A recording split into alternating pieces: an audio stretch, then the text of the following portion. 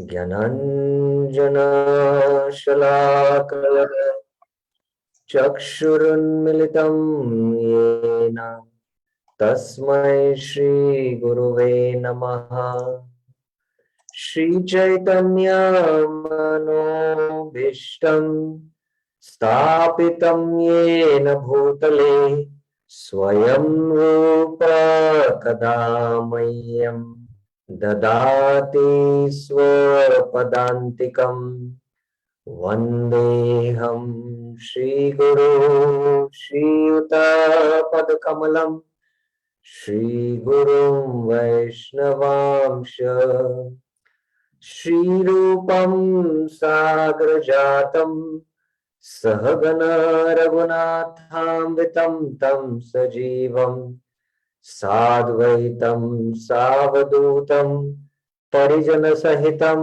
Krishna Chaitanya Devam Shri Radha Krishna Padan Sahagana Lalita Shri Vishakam Nama Om Vishnu Padaya Krishna Prishtaya Bhutale Srimate Bhakti Vedanta Swaminiti Namine Namaste Saraswate Deve Gauravani Pracharine Nirvishesha Shunyavadi Paschatya Deshatarine He Krishna Karuna Sindhu Deenabandhu Jagatpate Gopesha Gopika Kanta Radha Kanta Namastute Tapta Kanchana Gaurangi Radhe Vrindavaneshwari Vrishabhanu Sute Devi Pranamami Hari Priye Vancha Kalpatarubhasya Kripa Sindhubhya eva cha Patitanam Pavanebhyo Vaishnavebhyo Namo Namah Jai Shri Krishna Chaitanya Prabhu Nityananda Shri Advaita Gadadhar Shrivasadi Gaura Bhakta Vrinda Hare Krishna Krishna Krishna Hare Hare Hare Rama Rama Rama Hare Hare Hare Krishna. So welcome back to our Bhakti Shastri Nectar of Instructions. We have been discussing in the last class the Anuvritti explanation of Srila Bhakti Siddhanta Saraswati Thakur. Yesterday we began the discussion how Srila Bhakti Siddhanta Saraswati Thakur analyzes the 6 urges into 3. This is a different way of analyzing, and from this particular analysis he is studying how to control these urges, the whole philosophy, concept, and application of how to control these urges. So we saw urge to speak, urge of mind, urge of the body. And when one falls victim to these 3 urges, one is victimized by the external potency of the Lord. And one who practices restraint to, or he resists these 3 urges, he is called as a tapasvi. We saw the urge to speak. It's not just useless talking, but even literatures, literature, karma kandi literature, Mayavadi literature, all is useless talk. And counteraction is exclusive literature glorifying bhakti. In this context, we saw the Janakada Viplavo 1, 5, 9, and 10. Then we saw Avirod Priti and Krodh. So, what is Avirod Priti? Unrestricted attachment. And when there is obstacle, then there is Virod Yukta Krodh. So, I gave 3 examples for that. So I hope Avirod Preeti and Virod Yukta Krodh was clear to everyone. So after we discussed the demands of the body. The demands of the body are classified into three: urges of the tongue, belly, and the genitals. And all these three are in a straight line. And if one can control the tongue, then automatically the belly and the genitals are controlled. And in this context, Srila Prabhupada is quoting the Sharira Vidyajal prayers. We also saw that there are 6 types of rasas. And if one is agitated by any one of the rasas, then he is under the control of the tongue. We also saw there is tamasic food, rajasic food, and there is food in the mode of goodness. All these are for the satisfaction of the tongue. Even if somebody is a vegan and he promotes vegetarianism, still he is controlled by raga and dvesh. Because he has sattvic impressions, he is attracted to sattvic food. And he has rag for sattvic food and dvesh for tamasic food. But devotees they are not neither vegetarians nor non-vegetarians. They are prasaditarians. They eat prasad, Krishna prasad. And best is to make Krishna prasad, which is in the mode of goodness. Then other things, use of pan haritaki. Yesterday we had this discussion. There were 2 more points which Srila Prabhupada is quoting from the Anuvritti, which we will take up today now. So this is the next paragraph which we are going to discuss. This is paragraph 16. After 16 it is, paragraph 17 now it is. Paragraph 17. If we can practice accepting only remnants of food offered to Krishna, it is possible to get free from Maya's victimization. So this is a principle and sutra to control the tongue. Only remnants of food offered to Krishna. Vegetables, grains, fruits, milk products, and water are proper foods to offer to the Lord, as Lord himself prescribes. So Prabhupada is quoting foods in the mode of goodness, you can see here. And this we can take a reference as 9.26 in the Bhagavad Gita, where Krishna says Patram Pushpam Phalam Toyam, as well as in the 17th chapter, where there is the analysis of foods in the mode of goodness, passion, and ignorance. Now there are some more additional important points which Prabhupada brings up. However, if one accepts prasad only because it is palatable, because of its palatable taste, and eats too much, he also falls prey to trying to satisfy the demands of the tongue. So because today is feast and I eat nice palatable items, only what is there in the feast, and I overeat, then I am under the dictation of the tongue. Prabhupada quotes, Sri Chaitanya Mahaprabhu taught us to avoid very palatable dishes even while eating prasadam. He told us to avoid this. So especially those who are very serious about making spiritual advancement have to note this point. Eating palatable food on a regular basis is not going to be helpful in order to control the tongue. And as yesterday I was mentioning, if one is able to control the tongue, he is able to control all the senses. I will go into that a little more detail after I discuss this reference from the Chaitanya Charitamrita. So, especially in the 4th canto of the Srimad Bhagavatam, where the Dhruva Maharaj pastime is mentioned, Prabhupada there in one of the purports, because the kind of austerity Dhruva Maharaj was doing, he was practically sometimes only eating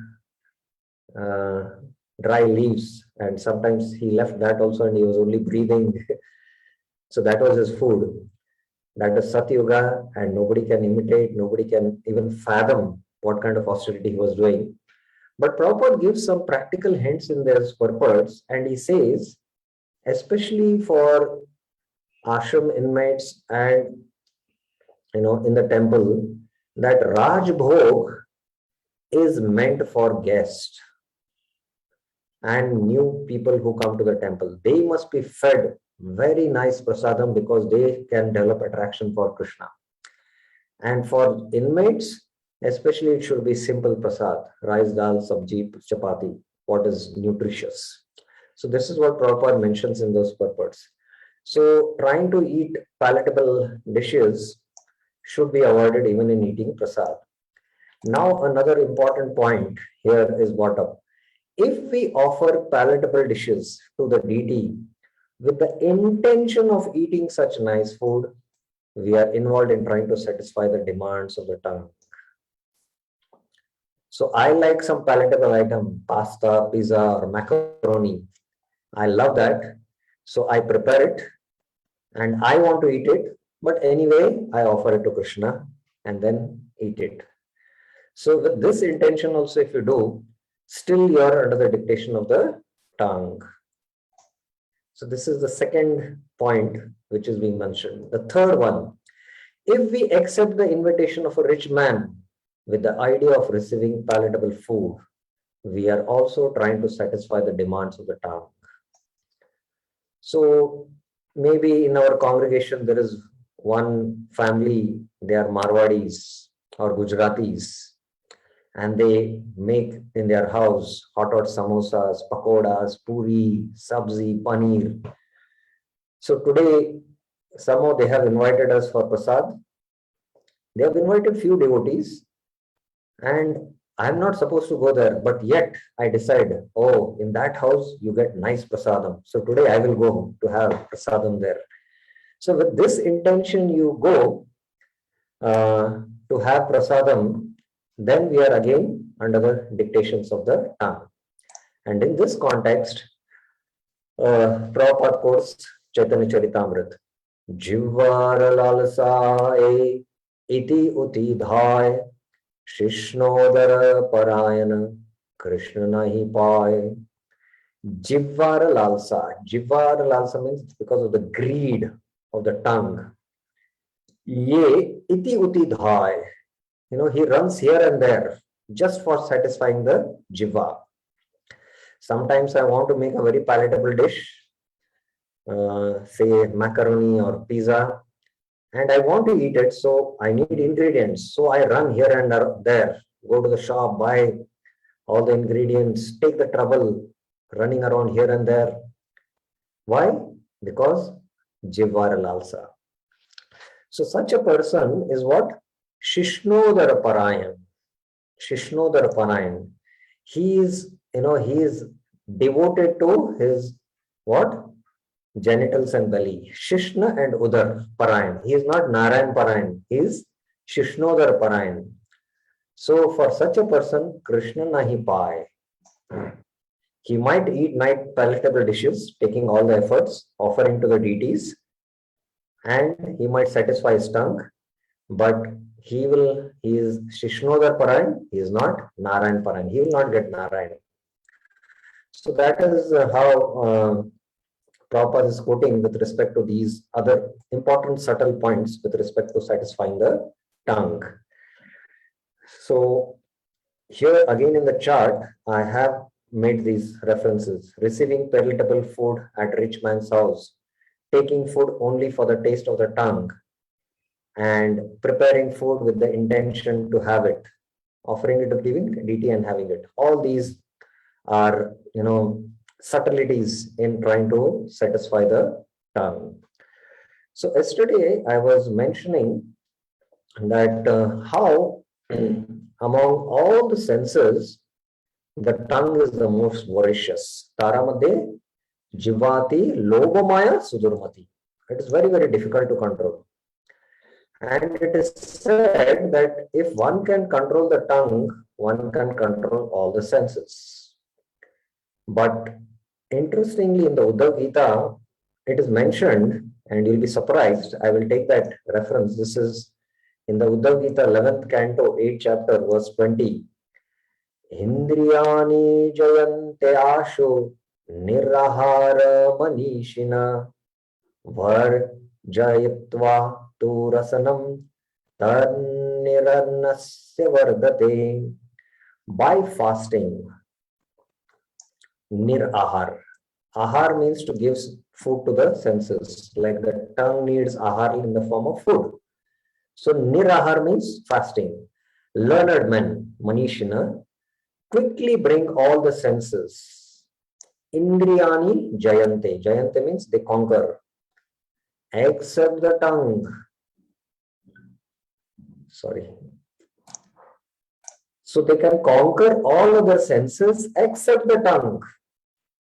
They can bring all the senses under, except the tongue under control. That means by fasting, all the senses can come under control, but not the tongue. What is the reason? Because by abstaining from eating, such men are afflicted with an increased desire to gratify the sense of taste. So it is very interesting psychology now to understand that when you fast, you feel that you are able to control your tongue. No. You will be able to control all of the senses, but not the tongue. By fasting, there is increased desire of the tongue to gratify the sense of taste. So this is a very interesting verse from the Uddhav Gita which is mentioning. And let us see the purport which reveals. In the previous, this is from the 24 Gurus, the Avduta speaking to Maharaj Yadu, what he has learned from various Gurus. From the moth is attracted to fire and it goes towards fire and it is destroyed. So the eyes are attracted to form. The bee is attracted to smell, and sometimes the bee goes inside the flower and it is absorbed in absorbing the nectar of the flower, and the flower petals close and it causes its death. So similarly, if we are attracted to smell, it can cause our death. The elephant is destroyed by attraction to touch. The sense of touch is there. Elephant, how the male elephant is captured, the hunters know that. They send a she elephant and it will go and touch the male elephant, and the male elephant will start running behind the she elephant, and they would have laid a trap underground, and now it is trapped. So by sense of touch, the elephant is destroyed. The deer is destroyed by attraction to sound.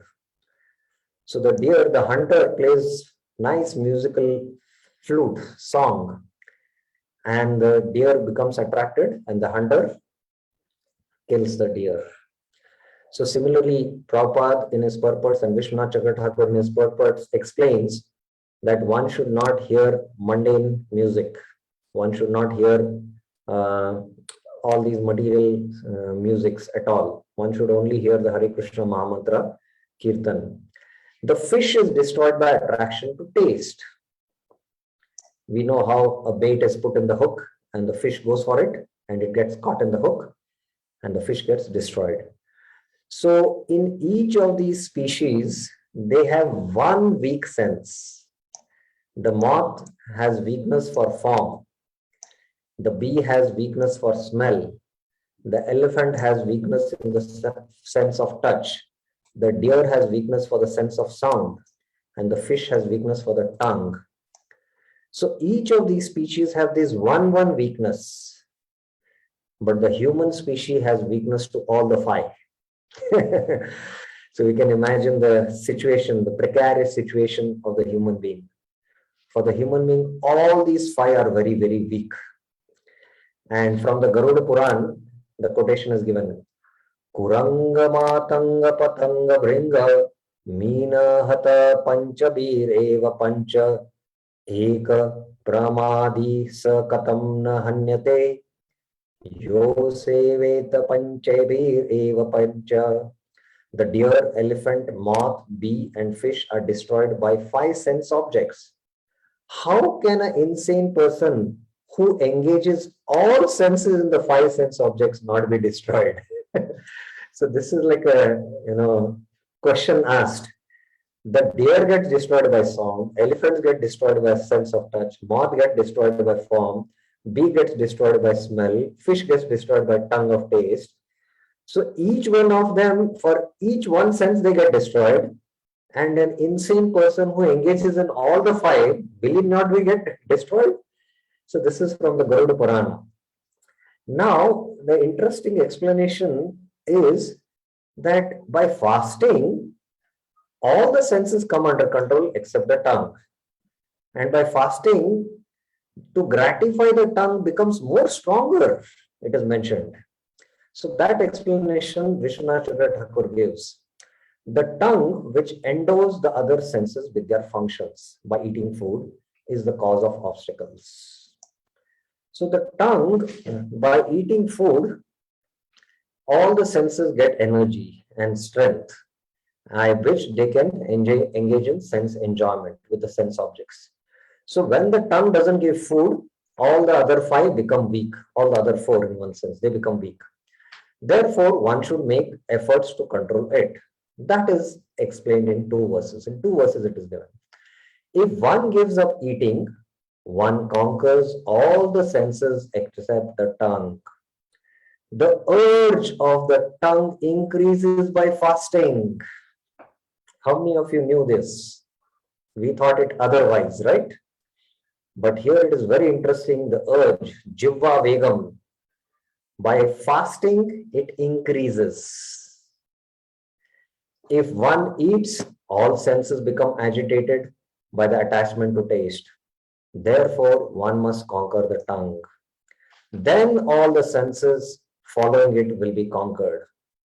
Now, if fasting also cannot control the tongue, then what is the solution to control the tongue?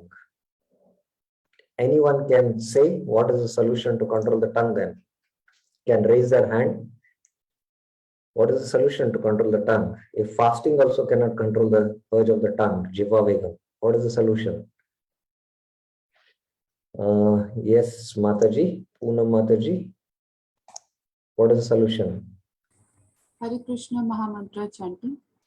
Excellent. Perfect answer. That's the perfect answer. So I did not show. One can control the tongue by developing a taste for chanting loudly the holy name of the Lord. It is said, Vishayavani vartante niraharasya dehina raso vajyam rasopyasya param drishtva nivartate. When we give up the lower inferior material rasas and get higher spiritual rasa in the form of namaruchi, then only the tongue can be controlled. Although one may conquer all the other senses, tavat jitendriyo na swad, as long as the tongue is not conquered, it cannot be said one has controlled his senses. Vijaytendriya puman. However, if one is able to control the tongue, na jayet rasanam yavaj, jitam sarvam jite rasa.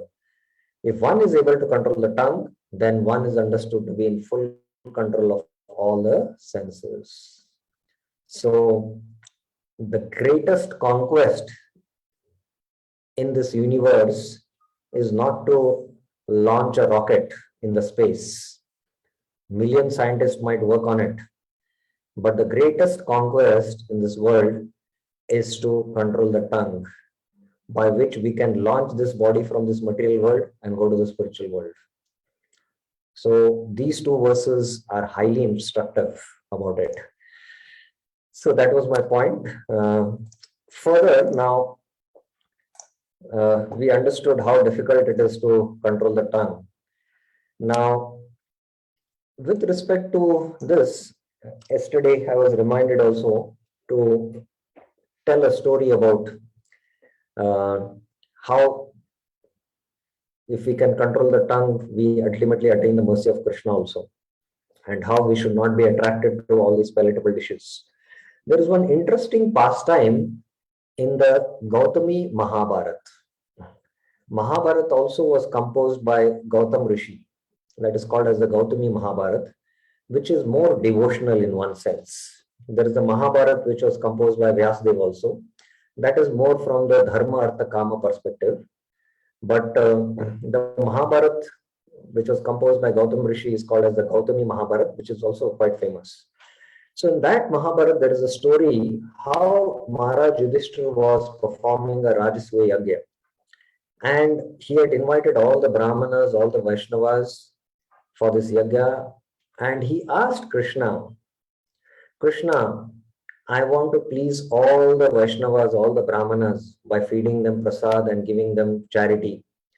How will I know that each and every Vaishnava is satisfied in this Yagya? So Krishna kept his Panchajanya Shankha. And he said, when you feed them all prasad, give them charity and all leave, if everyone is satisfied, then this conch shell will blow on its own. So Yudhishthira Maharaj was in anxiety and he took meticulous care, he and all the Pandavas, in serving all the Vaishnavas prasad, giving them charity wholeheartedly, offering them obeisances and seeing them off particularly. And after all this program was over, all were seeing at the conch shell and the conch shell did not blow. Yudhishthira Maharaj asked Krishna, what happened? Krishna said there was one Vaishnava who had come here who has left dissatisfied. He is a Swapacha Brahmana, he said. Now they are wondering, what is this Swapacha Brahmana? Swapacha means one who eats a dog. But Krishna said he's a Brahmana. He's a great elevated devotee. He is not satisfied. In fact, this Swapacha Brahmana, being very humble, very, very pure at heart, he felt he is not qualified to take part, to sit with the Brahmanas and honor prasad and accept the charity of Yudhishthira Maharaj. So these Brahmanas who had thrown their leaves, the Maha Prasad, he took that and he had left the arena. So Krishna wanted to extol the glory of his pure devotees. He said, this Swapacha Brahmana is not satisfied. You'll have to personally invite him to your palace, please him, and then maybe this function will blow. So Maharaj Yudhishthira sent Arjuna and Bhima to the forest. Krishna told where he is doing tapasya in this particular forest. So you please go and fetch him. So personally, Arjuna and Bhima went to meet this Swapacha Brahmana. This Swapacha Brahmana saw the great Pandavas, pure devotees of Krishna, Bhima and Arjuna coming. What is the reason? First, he offered dandavats to them. And he said, what is the reason for you great kings to come here in this forest? They humbly requested him, Yudhishthira Maharaj has invited you for lunch prasadam at his palace. Please accept this invitation. With a lot of humility, both Arjuna and Bhima told him to accept this invitation.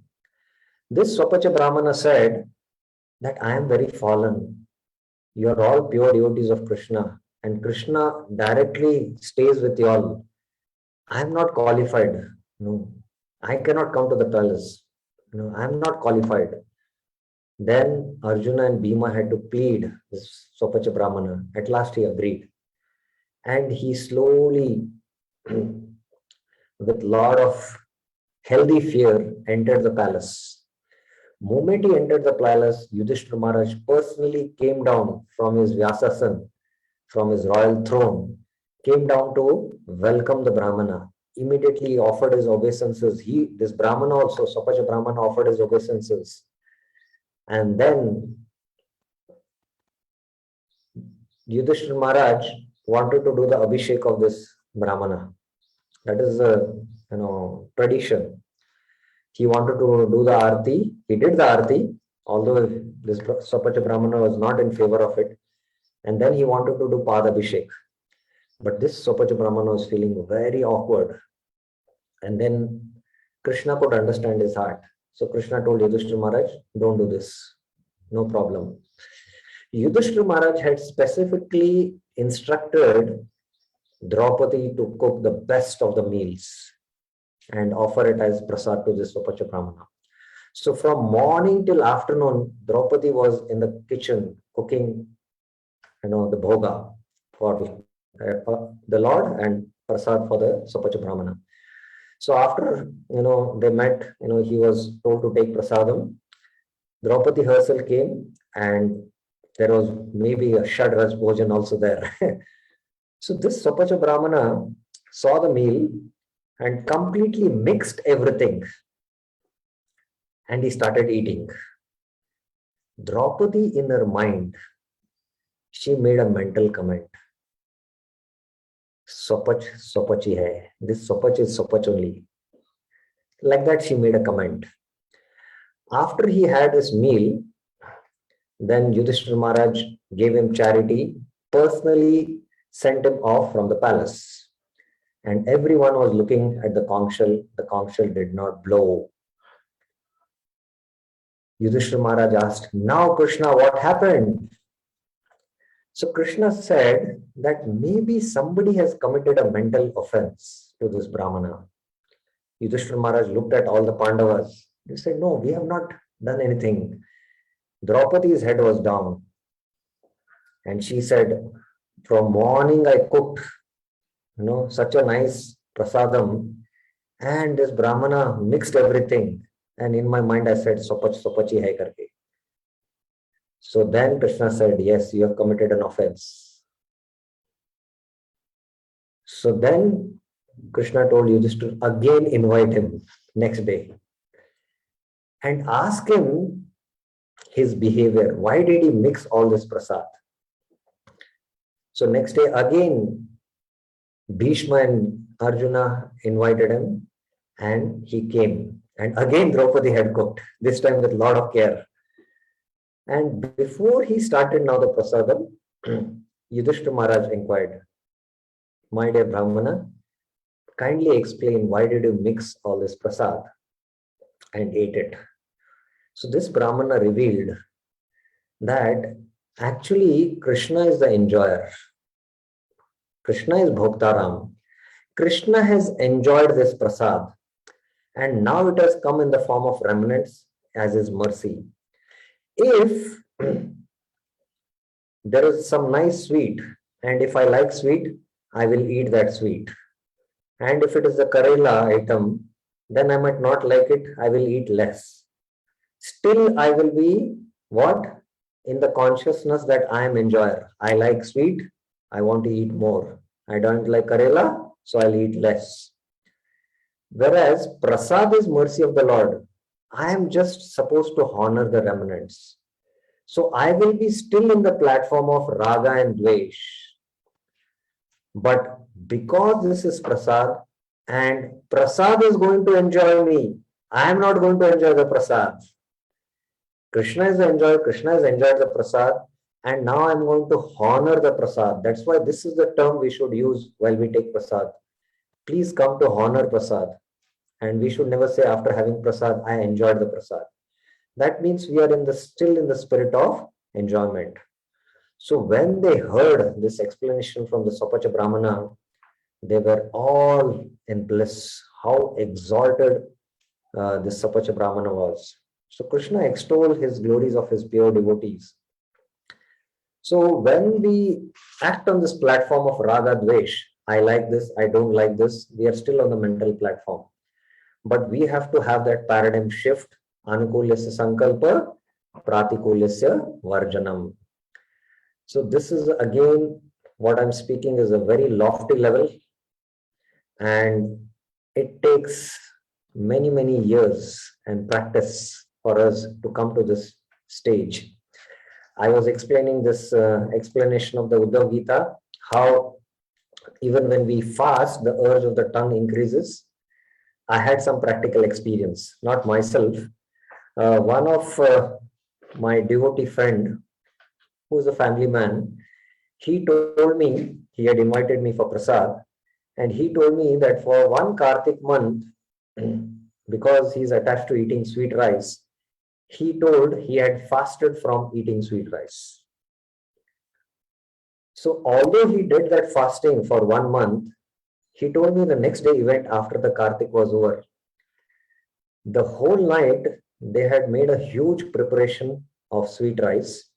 They had offered it, and next day early morning, in the entire breakfast, they had only sweet rice and nothing else. Because the tongue was, restrained from eating sweet rice for that long period of 1 month, the tongue's urge had become very, very strong. And when the Kartik fasting broke, their niyam, whatever rule they had for that 1 month broke, they just pounced into sweet rice. So in one sense, okay, it is right, it is good that somehow they could do this austerity of not eating sweet rice. But whatever austerity they did that 1 month, within that one day, they fulfilled that demand. So sometimes there is a tendency to artificially do this kind of renunciation. My point is we should do it naturally. And that can happen with chanting. The more we develop taste for chanting, automatically natural detachment will come. And we will not act on the platform of raga and dvesh. So that was my point and discussion.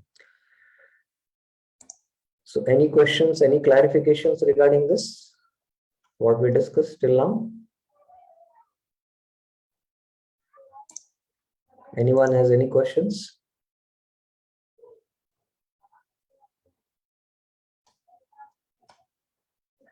Okay, so there is one more paragraph which we will discuss.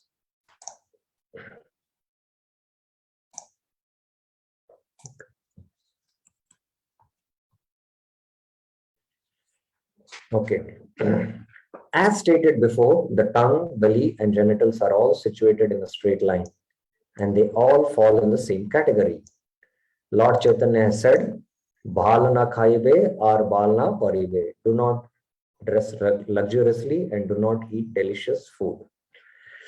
Now, another paragraph Prabhupada says, those who suffer from diseases of the stomach must be unable to control the urges of the belly, at least according to this analysis. So this analysis that the tongue, belly, and the genitals are in straight line, if somebody is having the disease of the stomach, definitely it proves that he is not able to control the urge of the tongue. When we desire to eat more than necessary, we automatically create many inconveniences in life. In fact, most of the problems today in the world are because of overeating, not because of undereating. Many don't die because of undereating. Most of the deaths happen because of overeating. In America, obesity is a big problem. It's a big issue there. The only reason being Jiva Vegam. However, if we observe fastings like Ekadasi, Janmashtami, we can restrain the demands of the belly. Prabhupada is saying demands of the belly, not the tongue. Because we know now tongue is so difficult to control. So this is how we have finished the discussion quite in detail of the analysis of Bhakti Siddhanta Saraswati Thakur. Eating for the satisfaction of the tongue's demand, veg or non-veg, to be given up, except only Krishna Prasad, urges of the tongue can be controlled. Except Prasad only because it is palatable taste, eating too much, this has to be given up. So this is regarding the urges of the tongue. Urges of the belly, eating more than necessary. Try to observe fasting. Automatically, the restraints on the belly can be taken care. So now there is a last paragraph to be discussed, which we will go through now. This paragraph speaks about the urge of the genitals. As far as the urges of the genitals are concerned, there are two, proper and improper, or legal and illicit, legal and illegal, what you can say. When a man is properly mature, he can marry according to the rules and regulations of Shastra and use his genitals for begetting nice children. This is legal and religious. So what is legal and religious is explained. Otherwise, he may adopt many artificial means to satisfy the demands of the genitals, and he may not use any restraint. When one indulges in illicit sex, as defined by Shastras, either by thinking, planning, talking about, or actually having sexual intercourse, or by satisfying the genitals by artificial means, he is caught in the clutches of Maya. So here, I have put this in the chart. You can see For the urges of the genitals, first thing is what is illicit and what is licit, that is legal. Getting married according to religious principles and begetting Krishna conscious children. This is the urge of the genitals can be controlled, but only for the satisfaction of lust. First is thinking, then there is planning, and then talking. So here you can see it is going from the subtle to the gross. First the thought, and then with the intelligence we start scheming, and then from the thought it comes to the tongue, speaking. Then there is gross in the form of actual sexual intercourse. And then there is artificial means of satisfying the genitals. So this is how it all begins. And we know we have 4 regulator principles: no illicit sex, no meat eating, no intoxication, and no gambling. Among the 4, which is the most difficult regulator principle to follow? Who would like to answer? Or you can type in the chat box. Which is the most difficult among the 4 regulator principles? Which is most difficult to follow? You can either raise your hand or type in the chat box. Among the 4, which is the most difficult among the regulator principles to follow?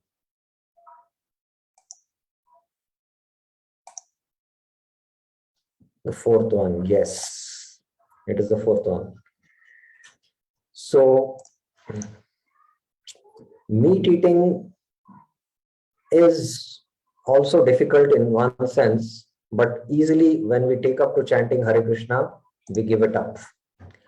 This body is also made of flesh, and Prabhupada in some Bhagavatam purpose explains that the jiva has been addicted to eating flesh from many, many lifetimes. So that's why in the human lifetime also this tendency is there. But with the chanting of Hare Krishna, this easily we can give up.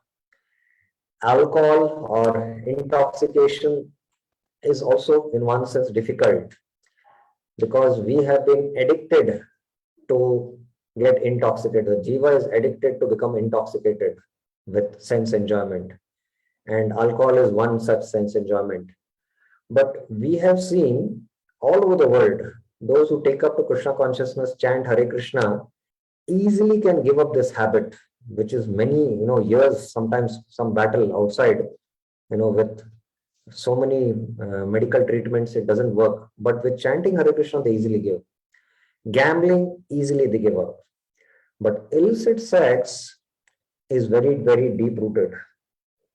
And that is why among the 4 regulator principles, this one is very, very difficult to actually become free from. And sadhakas will be troubled by this until they cross the stage of anarth nivritti. Until they cross the stage of anarth nivritti, it will be an obstacle. And that is why we should be very, very careful about it. Because this whole body, what we see now, this whole body is a product of sex. And this attraction is the attraction of this world, Maya, the male and female attraction by which everyone is bound in this material world. So that is why Srila Prabhupada and Srila Bhaktisiddhanta Saraswati Thakur in their purport are going into detail of this illicit, sex and how it is there. If even we are thinking, then also in one sense we are not able to fully practice that 4th regulator principle. Not only a physical act, but thinking also. So that is why as we practice Krishna consciousness over a period of years, we should become free from this even at the subtle levels. At the subtle level also, we should slowly start becoming free from it. And all this is possible with sincere practice of bhakti, with sincere hearing and chanting, and especially one who can reach to the stage of nishtha. So that is my point regarding this.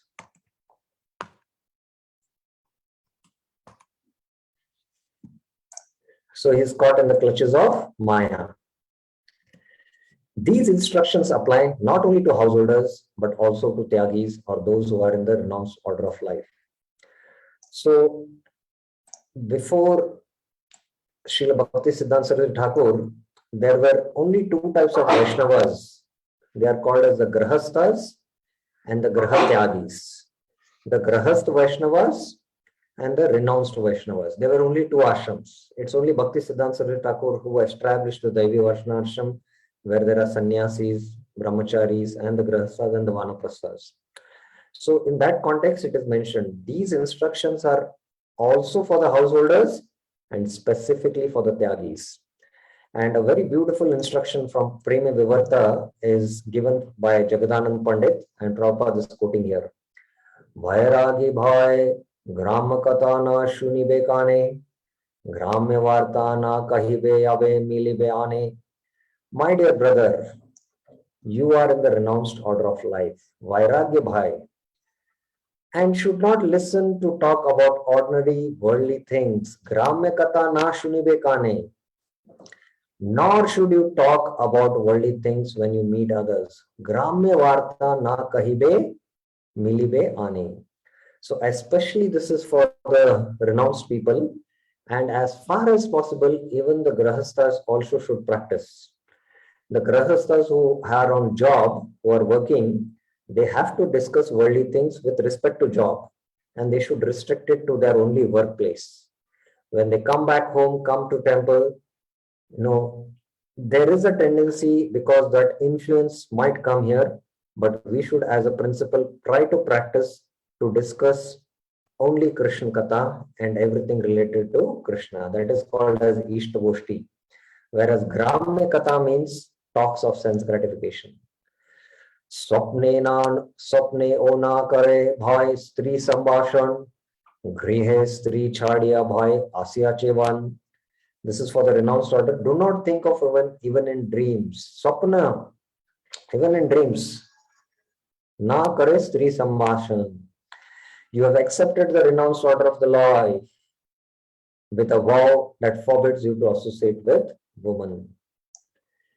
Yadi chai pranaya rakita gaurange rasane chota hari dasera kata take mane. If you wish to associate with Chaitanya Mahaprabhu, you must always remember the incident of Chota Haridas and how he was rejected by the Lord. So especially Chaitanya Mahaprabhu was very strict with the sannyasis. And the whole pastime of how Chota Haridas Thakur was rejected by the Lord is there in the Chaitanya Charitamrita. Once he just lustfully glanced at a very senior Vaishnavi, and Chaitanya Mahaprabhu is Antaryami. He immediately detected and he ousted him from his association. So this pastime we should read and try to meditate and take the lessons. So here, if you want to become an associate of Gauranga Mahaprabhu, then you should always remember the incident of Chota Haridas. And then last, Balna Kaive or Balna Parive. Hridayate Radha Krishna Sarvada Seive. Do not eat luxurious dishes, dress in fine garments, but always remain humble and serve their Lordship Sri Sri Radha Krishna in your heart of hearts. So that's how the urge of the genitals has been discussed. These points are there, important, what is licit and illicit, and especially for the Grahatyagis, what is their instructions. These instructions are very similar to Chaitanya Mahaprabhu's instructions to Raghunath Das Goswami when he renounced family life. There are two sets of instructions Chaitanya Mahaprabhu gave to Raghunath Das Goswami. When Raghunath Das Goswami was a Grahastha, he was married. He was very, very rich. We can't even imagine. He had opulence of Indra. It is mentioned in Chaitanya Charitamrita. And he had a wife who was like a heavenly damsel. So that was the kind of opulence Raghunath Das Goswami had. But he had developed attraction to Mahaprabhu. And he was trying to renounce Grahast life and take shelter of Chaitanya Mahaprabhu. So Chaitanya Mahaprabhu gave very, very practical instructions to Raghunath Das Goswami as a Grahastha. So those who are Grahastha devotees, they should try to follow those instructions given by Chaitanya Mahaprabhu to Raghunath Das Goswami, which is there in the Chaitanya Charitamrita. Later on, Raghunath Das Goswami, renounced family life and came to Jagannath Puri, and he took talk to the renounced order of life. So when he took to the renounced order of life, Chaitanya Mahaprabhu now gave instructions to Raghunath Das Goswami for the sannyasis, for those who are renounced. So these are two different instructions, and whichever ashram we belong to, we'll have to follow those instructions. Both, whether one is a grahastha or one is a grahatyagi, both instructions at their level have to be followed, and both are Vaishnavas. We should not discriminate, oh, he's a grahastha Vaishnava, he's a sannyasi Vaishnava. No, all are Vaishnavas, all have surrendered to Krishna. If somebody is a grahastha Vaishnava and he has deep surrender for Krishna, has taste for chanting, he's highly advanced. So Bhaktivinoda Thakur was such a grahastha Vaishnava, and even sannyasis were eager to come and take prasadam in their house, in his house, so that they can get the mercy of Bhaktivinoda Thakur. So this discrimination based on external things should not be there, based on ashram. Anyone who is following the instructions given in the Chaitanya Charitamrita, given by Prabhupada, and practicing spiritual life, who has surrendered his life to Krishna, is glorious. So any questions regarding this last paragraph we discussed about the urge of the genitals? Anyone has any questions?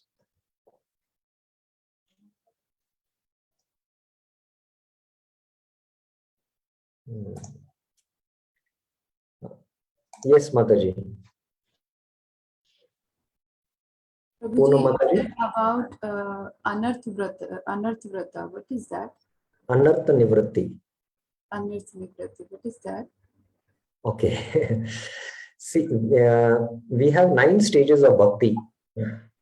Shraddha. Shraddha means we have faith. We have faith in the process of bhakti. We are attracted to Krishna, Krishna's devotees. We are attracted to deities, and we associate with the sadhus. That is the next stage of sadhu sangha. And the sadhus tell, please chant Hare Krishna, follow the 4 regulator principles.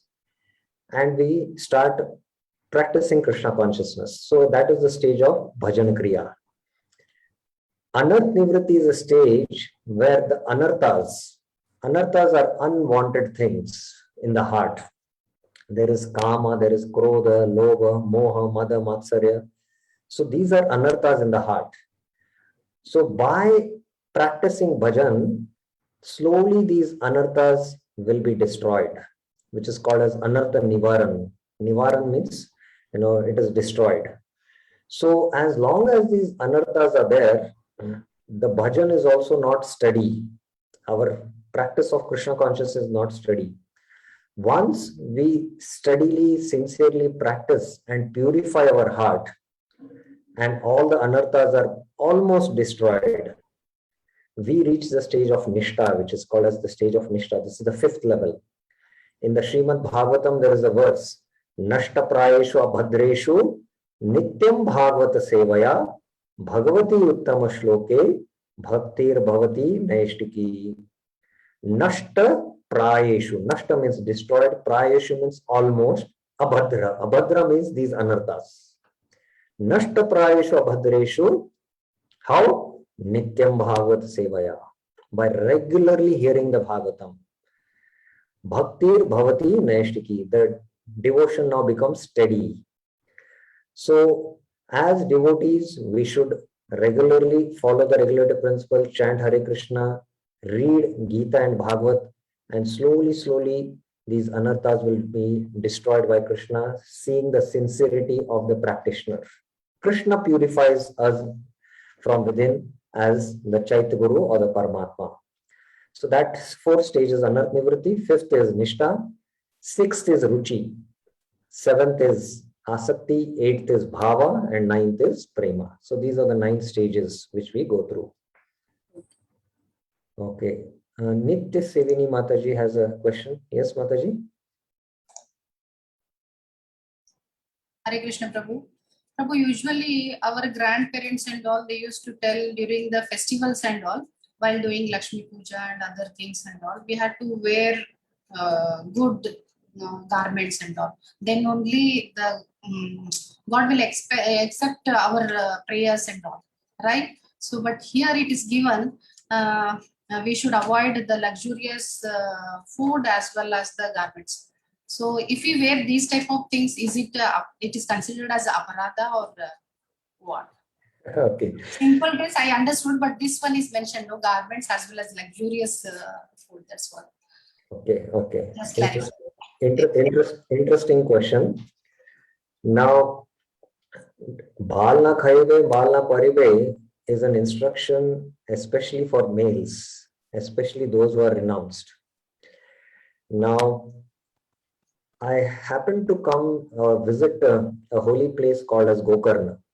If you have heard, Gokarna is in South Karnataka. It's a very holy place where the Atmalinga is there. And early morning, I had gone to take darshan and to chant in one of the lakes there. And I happened to see that ladies dressed in very beautiful saris were going towards the temple, carrying all the paraphernalia for worship of Lord Shiva. And just seeing this, I felt also, from the spiritual world, Lakshmis are going to worship the Lord. So this was the kind of impression it struck me, and especially for the ladies to dress nicely with the deity paraphernalia to go for the worship of the Lord is recommended in one sense. It is recommended for the festivals and all. And that is done in the form of a worship for the Lord. And it is recommended definitely, not only in festivals, but on regular occasions also. On regular occasions also it can be done.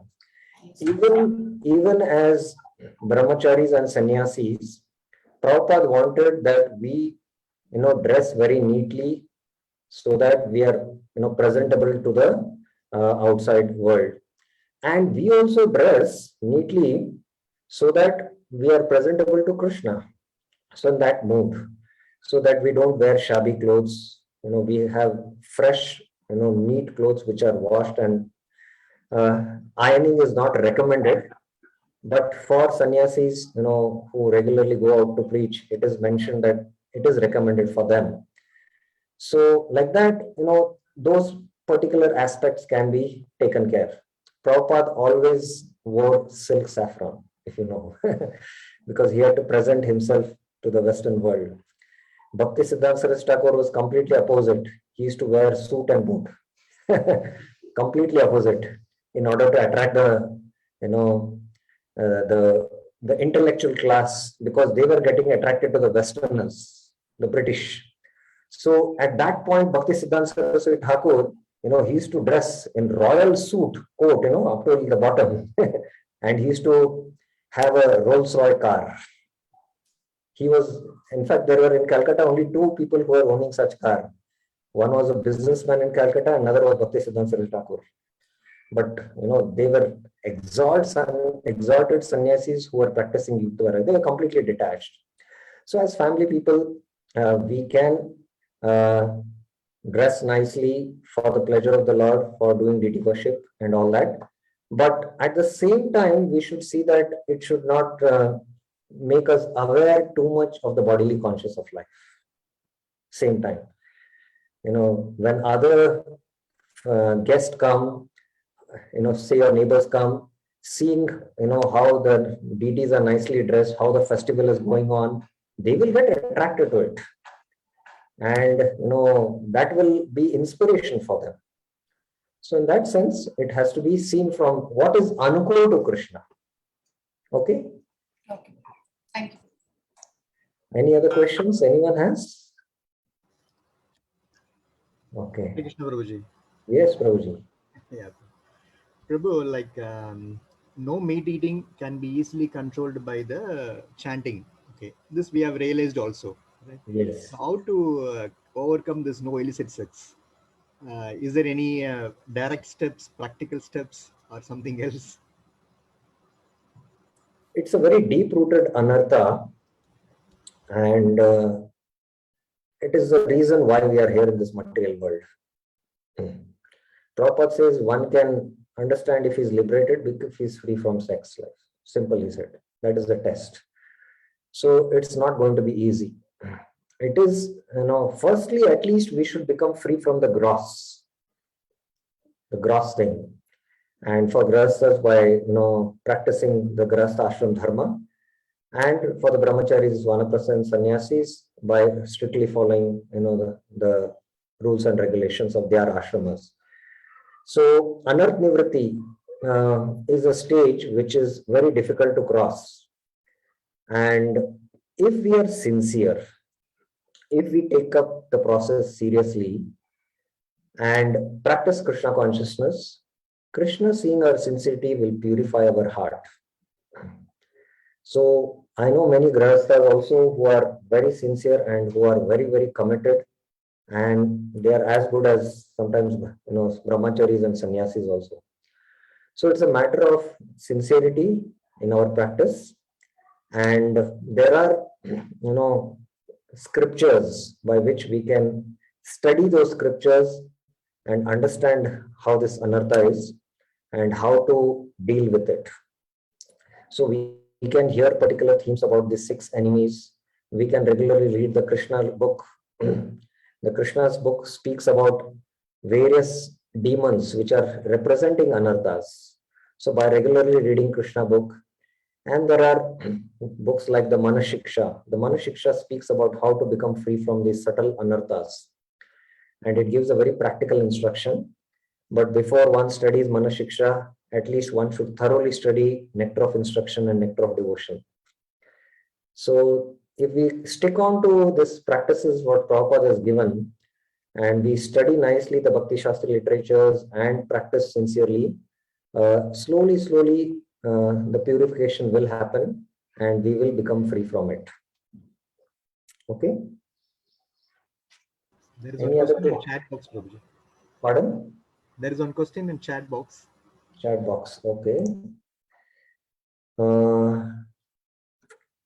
Krishna Prasad, Hare Krishna, actually, what is the reason for denying this bodily pleasure, which is most of all pleasure? If one is a devotee nicely engaged in devotional practice and also having congruence without harming any others, why is this still being denied?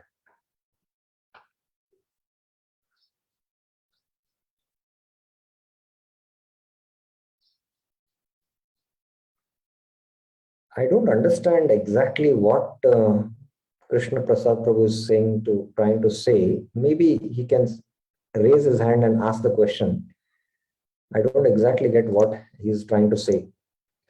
There's one more question. Pundrik Vidyanidhi used to dress very opulently. Why? Pundrik Vidyanidhi is an eternal associate of the Lord.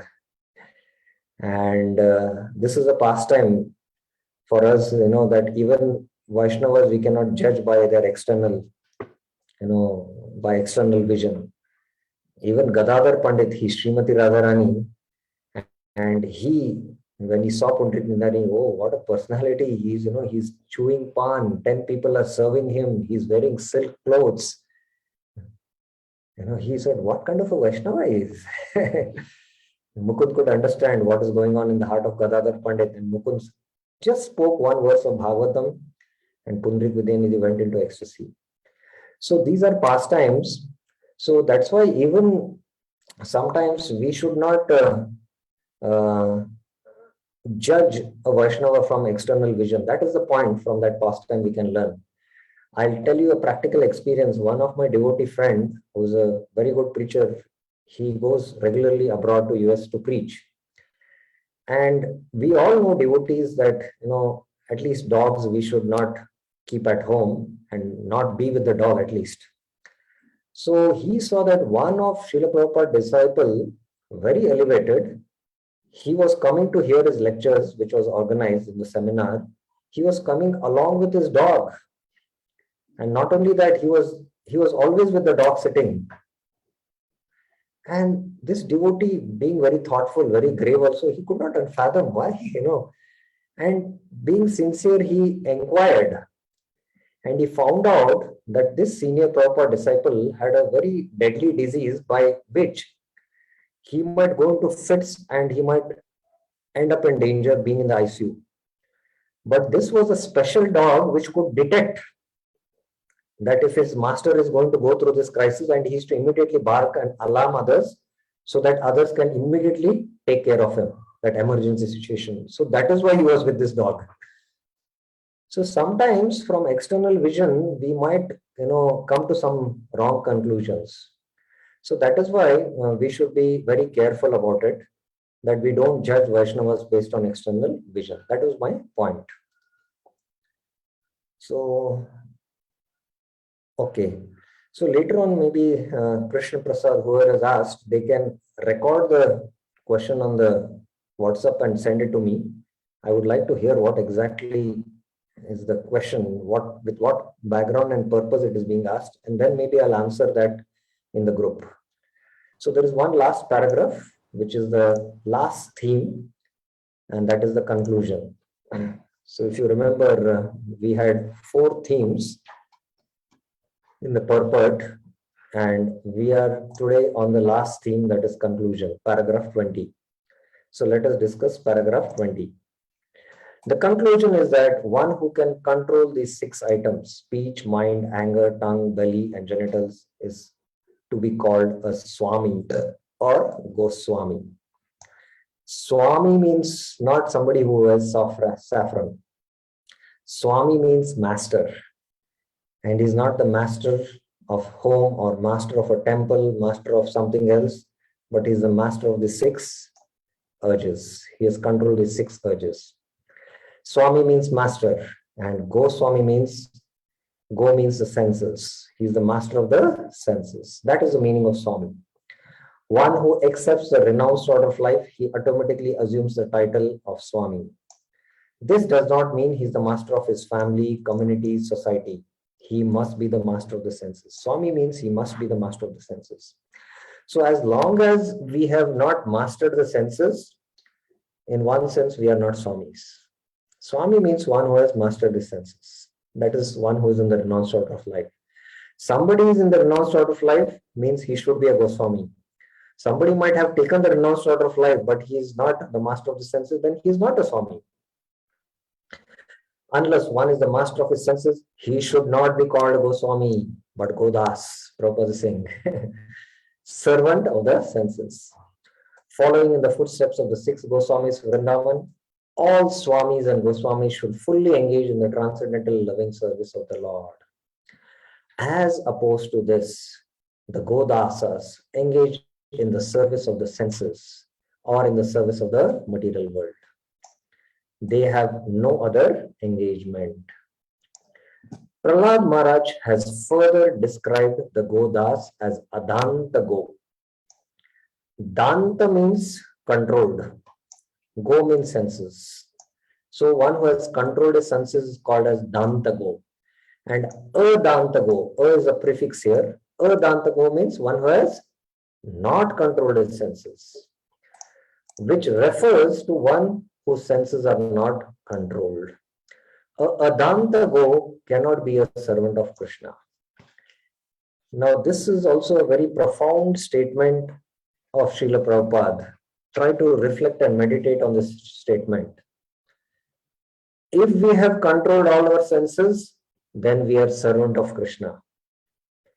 If we have not controlled our senses, then we are not the servant of Krishna, we are servant of our senses. This is the conclusion. So it is for us to judge that as long as we are, practicing and trying to control these urges, we are not yet servants of Krishna. To be a servant of Krishna is a very, very lofty platform. Ami Krishna Das is not an easy post in this material world. We have to completely have controlled all our senses. So, given at a point, we can either be servant of Krishna or servant of our senses. We cannot have both positions. If we are servant of Krishna, we have completely controlled our senses. If we have not controlled all the senses fully, then we are servant of our senses or servant of Maya. So Adantado is a very profound statement here of Prabhupada. And further, Prabhupada quotes the Srimad Bhagavatam verse from Prahlad Maharaj. Matir na Krishne parata svatova mito vipatyet graha vratanam adhanta gobir vishatam tameshram puna punascharvit charvananam. Matir na Krishne. Mati means our consciousness, our inclination, you can say, our mind. Na Krishna, our mind cannot be attached to Krishna. Parata, by the instructions of others. Swata, with our own understanding. Va, or either with both.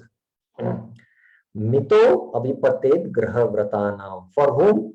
For those who are too addicted to enjoying in the bodily platform of life, or those who are graha vrata. Vrata means determined to do sense gratification in this material world.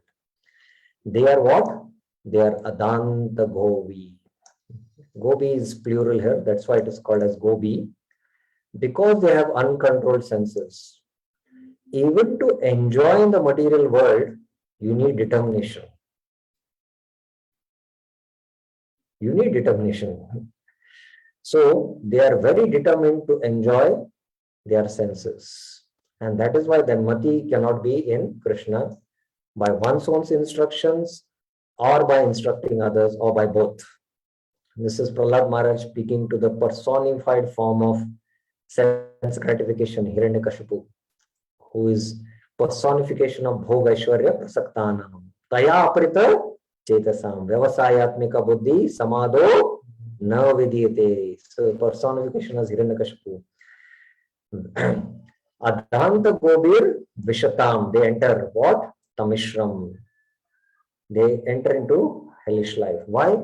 Puna puna charvita. They repeatedly chew what is being already chewed. Charvita charvananam. So in the senses, once you enjoy a sense object, you get pleasure, no doubt about it. But now it is like the sugar cane which has been put in the crushing machine. There is some juice which comes out. But again, that crushed sugar cane, you again put it, you see how they take sugar cane juice out. They again put that cane and again twist it and again take out some juice. Very little juice comes out. Similarly, the next time you enjoy that same sense object, you don't get that higher pleasure what you got first time. So the sense pleasure, by repeated enjoyment, chewing the chewed, the pleasure doesn't increase. The pleasure keeps on decreasing, just like the sugar cane, cane which is crushed and the juice is taken out. So the senses which enjoy sense objects, there is juice, but when you again and again enjoy, the juice becomes lesser and lesser and lesser. So this is how material enjoyment is there, and that is why we should turn ourselves to spiritual enjoyment in the form of chanting Hare Krishna. Ananda Ambudhi Vardhanam. The happiness keeps on increasing, and it is never ending. To enjoy the senses, we have to take a lot of trouble. And what is the result? We naturally glide onto the hellish planets. So sometimes people say that sense control is very difficult, but material enjoyment is still more difficult. One is you have to put a lot of efforts, you get very little in it, plus you get suffering in the form of going to the hellish planets. But if you can restrain them, then you can get eternal life, which is easy, to give up smoking or to be addicted to smoking. Some people say, no, I'm addicted to smoking, I cannot give it up. Ultimately, what he's going to go through, his lungs are going to get destroyed, his money, his family relations, everything is going to get destroyed. Ultimately, it is going to bind him in the cycle of birth and death. Better to restrain smoking. So similarly, this verse is speaking about it. Puna Charvita Charvananam. So that's how Prabhupada concludes he gives the entire conclusion to these 6 Vedas in the last paragraph. So this is how we have finished now the first verse discussion. Any clarifications, any questions you have? Yes, Mataji.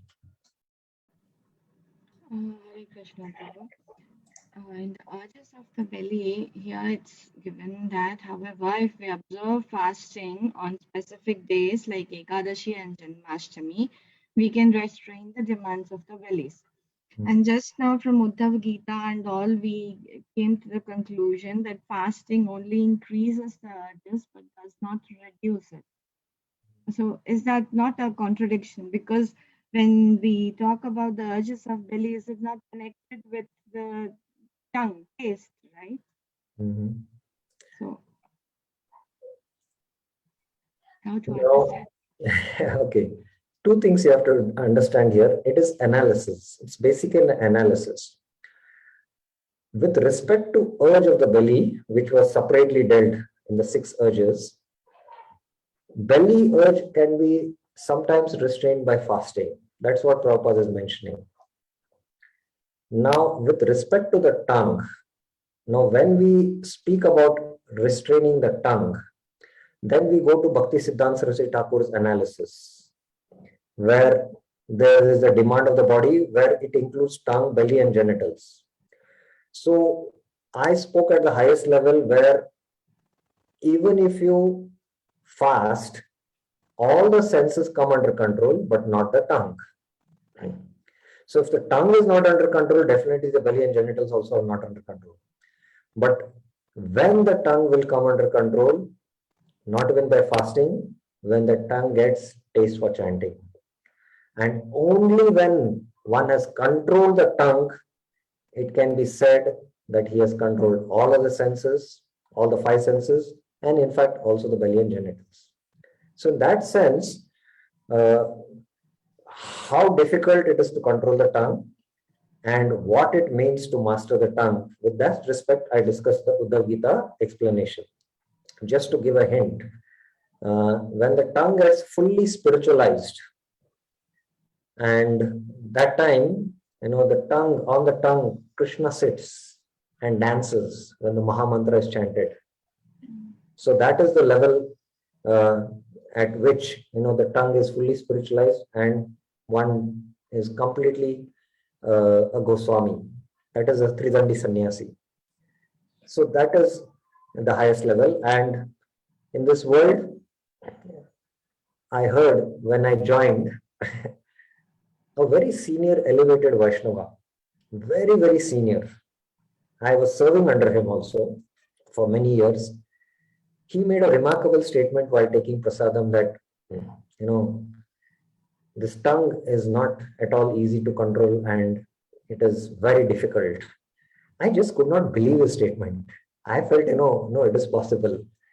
But after 15 years, now I have realized, yes, what he is saying is true. Now also, it's not so easy to control the tongue. Even I myself know it. So, just I wanted to give you the goal.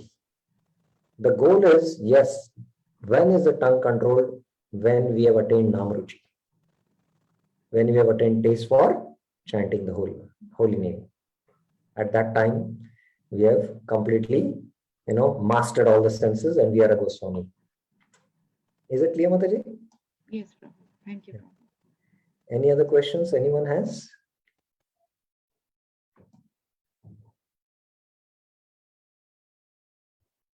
Okay. So just to rephrase that, even with the fasting, the tongue cannot be controlled. So without the fasting, and still it will be more worse, right? That is what the point which we want to establish. Yes. When we don't fast, the tongue, gets the taste and all the senses get their energy. That means, we go for all the 5 senses enjoyment. Correct. So best is as devotees, Best is as devotees to regulate our prasadam, not to overeat, because when we overeat, we give ahar to the senses. The senses become strong, and when the senses become strong, then the senses rush to enjoy the sense objects. So best is, whether in any ashram, whoever it is, best is to regulate our diet. We eat moderately, follow the principles of that Ayurvedic formula I told. 50% have prasadam, leave 25% for water, 25% for air.